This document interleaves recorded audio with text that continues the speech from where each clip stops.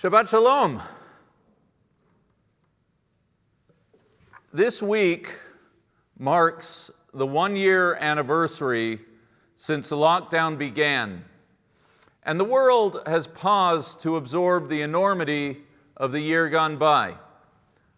A presidential address, countless articles, programs, and podcasts on every aspect of life and pandemic, emails from pretty much every institution of which we are a part, and of course, memorial services to mourn and pay tribute to the lives lost. Our world, our country, our Jewish community has changed. March 2020 to March 2021, an eternity endured in a blink of an eye. It is understandable and appropriate that we should all pause to reflect on where we were then and where we are today. Given the backdrop, you may find the subject about which I want to speak today to be both predictable and curious, the subject of Shabbat. Because never did I imagine a year ago, as a rabbi, that we would be where we are today. The cameras, the lighting, the monitors, Zoom, live stream, YouTube, Facebook, and most of all, the technical team who worked so hard behind the scenes to make it all happen.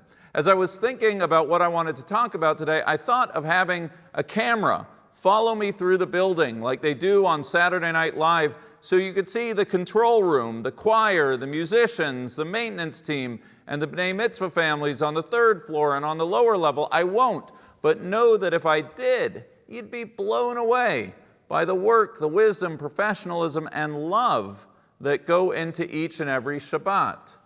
I'm so incredibly proud to be part of the Park Avenue Synagogue team, the clergy, the staff, and the lay leaders who have pivoted so ably this past year in response to crisis. To be sure, I wish it were otherwise. To paraphrase Rabbi Yochanan of the Talmud, I welcome neither our sufferings nor our reward. And yet, when I think of how our labors have brought spiritual succor and Jewish connection to our synagogue members and thousands more, I am filled with a sense of purpose, knowing that our efforts have elevated the spirit of both Shabbat and the Jewish people. And yet, our labors have not come without a cost. Because while we've enlarged the boundaries of Shabbat engagement, in so doing, we have also stretched well beyond the boundaries of Shabbat observance, beyond anything that my colleagues and I have ever imagined that we would do. In the years to come, there will be dissertations written as to how Jewish law and leaders responded to the challenges of this past year. Fascinating as those dissertations will be to read, truth be told, that it hasn't been easy for those of us living the subject in real time. The texts, the teleprompters, the technology, none of it falls under any normative definition of halakha, of Jewish law. I can still remember with great clarity the first time following the Pittsburgh shooting that I decided to start carrying a cell phone with me to shul on Shabbat. In retrospect, given where we are today, it's a decision that feels positively quaint. In the past year, I've often wondered to myself, and today I'm wondering aloud, if in our efforts to keep the Shabbat has in fact been kept. Will the decisions we have made this past year be remembered as our people's finest hour, or will history hold us accountable for having inflicted irreparable harm upon our tradition? The job of the synagogue is both to spread the sanctity of the Shabbat far and wide, and to uphold the very laws by which that Shabbat is constructed. The uncomfortable fact of the year gone by is that we've been asked to choose between the two. If we uphold the letter of the law, fewer people will share in the spirit of Shabbat. And yet, the more we leverage technology on Shabbat, the looser is our hold on Jewish law. Uncomfortable as the choices of this past year may be, it is a tension that sits at the very foundation of the institution of Shabbat itself. The rabbis of old well understood the irony that in one's very efforts to create the sacred, one may also find oneself engaged in the very activities by which the sacred is violated.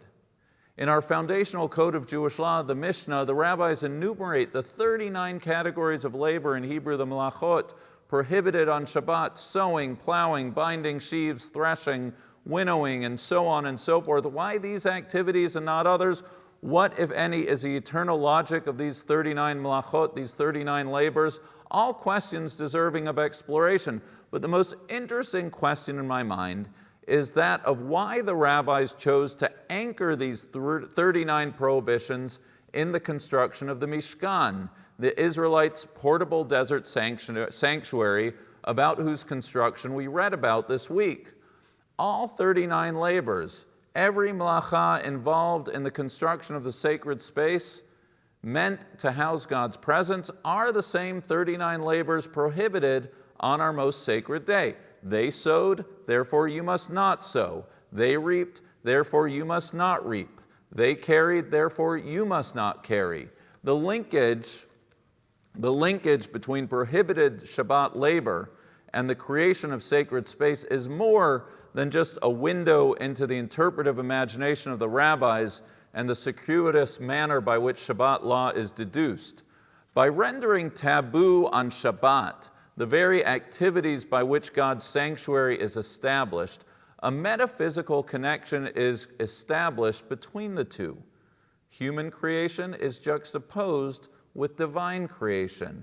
It was a 19th century rabbi, Shimshon Raphael Hirsch, who noted on the verse regarding the prohibition against kindling fire, lo tevaru esh. He writes, on Shabbat, the cessation of work is the belief and acknowledgement that the ability to master matter, the creative, productive power that man has, is lent to him by God, and it is only to be used in God's service.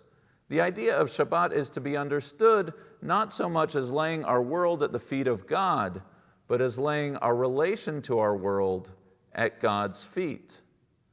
For Hirsch, for Heschel, for so many others, there is a profound theological calculus at play in connecting the 39 forbidden labors with the building of the tabernacle. The Sabbath prohibitions are intended not as acts of submission, but of liberation, or more precisely, a submission that is a liberation, in that we are reminded that it is tradition, not technology, that anchors us, each other, and not email that sustains us, our Creator in heaven, and not commerce that we have been put on this earth to serve.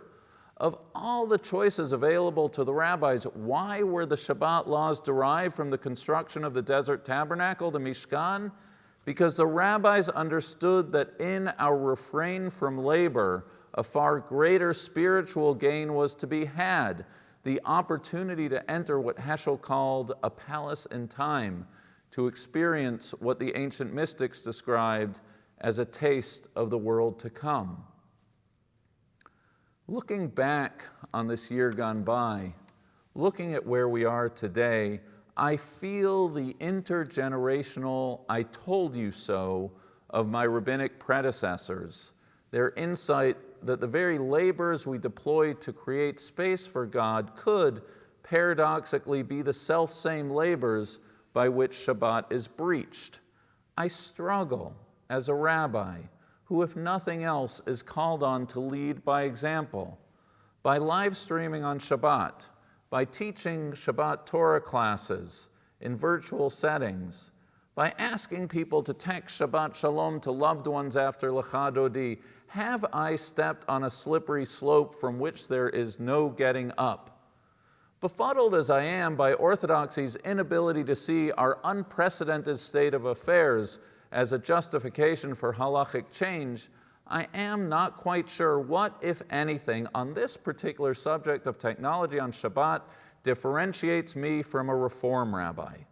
What are my red lines as a conservative rabbi regarding technology use on Shabbat? Because while I have read the halachic literature, the debates as to whether one may or may not Zoom a Seder, whether Kaddish may or may not be recited in an online minyan, and whether one is better to switch Zoom on before Shabbat begins. An honest assessment of my approach to such questions is best summarized as in for a penny, in for a pound. Questions such as whether one holds, according to the Chazon Ish or Reb Shlomo Zalman Auerbach, as to whether closing an electrical switch constitutes a breach of a biblically prohibited law, are questions that have not, quite frankly, informed my decision-making this past year. I did my job. I do it again. But for better or for worse, I have chosen to go beyond the law in order to uphold the law, to break an aspect of Shabbat in order that many Shabbatot can be upheld in the future. But more than my struggle as a rabbi, more than any nuanced discussion of halakha, or any theological concern if Hashem actually cares about me using an iPod on Shabbat, or whether yet again I will be passed over for the Halachic Man of the Year award, is the personal toll I feel. COVID has tethered us all to technology in ways that we never dreamt possible, and we all find ourselves in desperate need of spiritual sanctuary. Looking back at this past year, I feel myself akin to the man as described by Rav Huna in the Talmud, who travels through the wilderness for so long that he loses track of when Shabbat actually is. As Jews, our spiritual lives have atrophied this past year on account of so many reasons. We've lost the joys that Shabbat brings. Its Shabbat tables filled with friends, its sanctuaries overflowing with communal prayer, its kiddushes filled with kibitzing and high-carb cookies. We have also lost the boundaries that Shabbat brings, the cessation in work and technology that differentiate Shabbat and carry us, or at least me, through the other 6 days of the week. I mourn the erosion of the distinction between the Shabbat and the workaday week. I own the choices I have made, and I believe them to be justified, but I also feel the costs, spiritually speaking, incurred. If nothing else, this year gone by serves as an unsolicited case statement for the wisdom and power of our tradition. I pray that when the time comes, please God soon to safely return, we remember the thirst we feel right now for the rituals and rhythms of our people, and we commit ourselves with a fervor reflecting our present longing. Indeed, far more interesting than thinking about where we were last March as compared to this March is to think about where we will be next March as compared to this March. Are the decisions we have made this year temporary measures for times of crisis, or is a proverbial toothpaste out of the tube and there is no turning back? These are good questions that cannot be avoided, and for which, truth be told, I have no answers, certainly not today. That said, I'll offer the following final 3 thoughts, comfort for myself and hopefully for you. First, Kenahara, it should be God's will that we are soon enough at a place of public health where we can vigorously debate such questions. We should be so lucky. We are still very much, though, in the midst of Sha'at Hadachak, an emergency situation. Call me superstitious, but it strikes me as tempting fate, an invitation to the evil eye to start debating halachic positions prematurely. If COVID has taught us anything, it is that none of us can see as far into the future as we would like to imagine ourselves to do. Second, to the degree that I can make a binding declarative statement, any future of Park Avenue Synagogue will be a future that includes online Shabbat services. What that platform will be, how you will access it, how we're going to integrate our in-person and online communities, and a million other questions, we haven't quite figured it out. We're actively working on it. You actually received a survey about it. Park Avenue Synagogue has always pushed the envelope. We've historically been early adopters on these questions. It was under my predecessors that services were first recorded. our decision to live stream to the homebound elderly and infirm long preceded COVID. I may not always respond, but I do read your letters and emails, and it is affirming to know how appreciated our efforts are, how so many of you have stepped up to support the synagogue and join as non-resident members. We will, assuredly, continue to serve searching Jewish souls virtually wherever they may be. And third and finally, and on this I promise faithfully, we will continue to struggle. We will face the paradox of Shabbat head-on, committed to sharing its spirit, committed to affirming its boundaries, not so much in finding resolution, but in a thoughtful and transparent embrace of the tensions therein, as I hope I've modeled this morning, lies the strength of our community. It is the paradox upon which Shabbat is founded. It is a balancing act upon which a self-respecting conservative synagogue should define its mission. It is a path that has guided and will continue to guide our community. Difficult as it is a struggle that is well worth having. It sustained our people for generations, and may it continue to do so for generations to come. Shabbat Shalom.